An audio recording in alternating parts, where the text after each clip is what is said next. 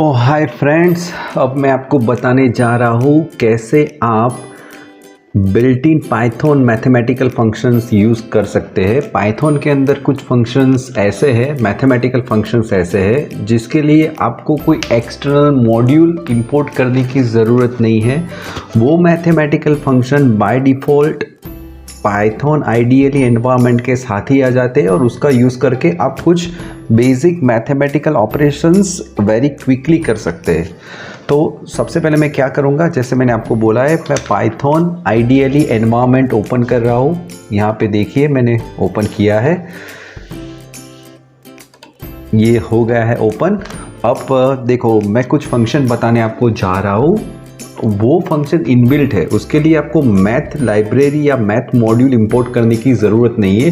कुछ मैथ्स के फंक्शन ऐसे हैं जिसके लिए आपको मैथ्स की लाइब्रेरी या पाइथन में उसको मॉड्यूल बोलते हैं, उसको इंपोर्ट करना पड़ेगा, फिर आप उसको यूज़ कर पाओगे। लेकिन अभी जो मैं बताने जा रहा हूँ उसके लिए कोई मॉड्यूल इंपोर्ट करने की ज़रूरत नहीं है आपको। तो पहला एक फंक्शन है जिसको हम बोलते हैं मिनिमम फंक्शन। ओके, तो मिनिमम फंक्शन सपोज कैसे यूज़ करेंगे, मैं एक एक्स वेरिएबल ले रहा हूँ, उसके अंदर मैं मिनिमम ऑफ सपोज 4 6 एंड 2 डाल रहा हूँ। ओके, नाउ ये मिनिमम फंक्शन क्या करेगा, वो 4 6 और 2 में से जो मिनिमम वैल्यू होगी वो फैच करेगा और उसको x में स्टोर कर देगा। ओके, अब मैं अगर प्रिंट x करूँ, राइट, तो क्या होगा आप देखिए 2 प्रिंट हुआ। तो मिनिमम फंक्शन ने क्या किया,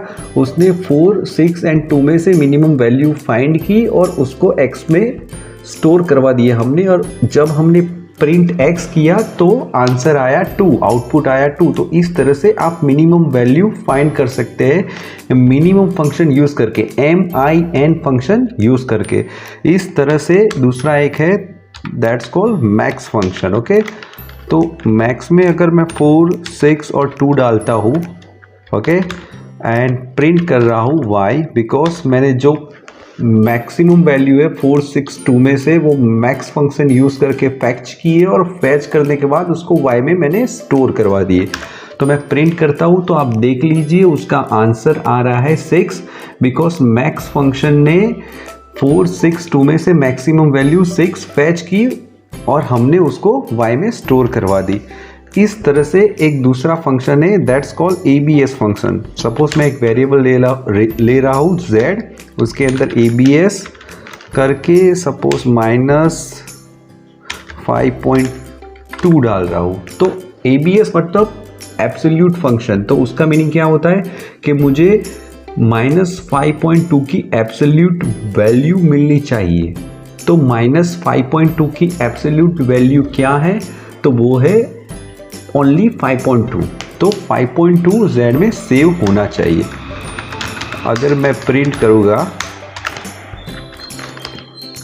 z, आप देख लीजिए मुझे जो एब्सोल्यूट फंक्शन से एब्सोल्यूट वैल्यू मिली -5.2 की, जो है ओनली 5.2, वो z में सेव हो गई। और जब मैंने प्रिंट z करवाया तो मुझे आंसर मिला 5.2।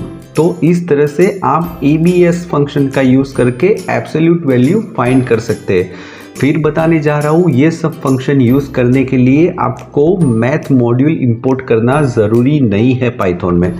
अब दूसरा एक फंक्शन है दैट्स कॉल्ड POW फंक्शन, जो पावर ढूंढता है, जो रेस टू वैल्यू ढूंढता है। जैसे 2⁻³ होता है 8 या 4⁻2 होता है 16, वो सब यूज़ करने के लिए POW फंक्शन यूज़ करते हैं। तो सपोज मैं एक वेरिएबल लेता हूँ a, उसके अंदर POW, ओके, 5 एंड 2 ऐसे लिखता हूँ। ओके, 5 फिर मैंने कॉमा किया, 2 लिखा। तो ये क्या करेगा, ये 5⁻2 करेगा। ओके, तो 5⁻2 क्या होता है, तो 25 होता है। तो ये 25 वैल्यू गेट करेगा POW फंक्शन और हम उसको a में सेव करवा रहे हैं।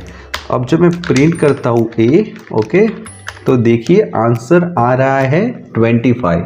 तो इस तरह से कुछ बिल्ट इन मैथमेटिकल फंक्शन है पाइथन में, वो आप यूज़ कर सकते हैं मैथ मॉड्यूल इंपोर्ट किए बिना मैं आपको आगे बताऊंगा कि कैसे कुछ और फंक्शन आप मैथ मॉड्यूल इंपोर्ट करने के बाद यूज़ कर सकते हैं।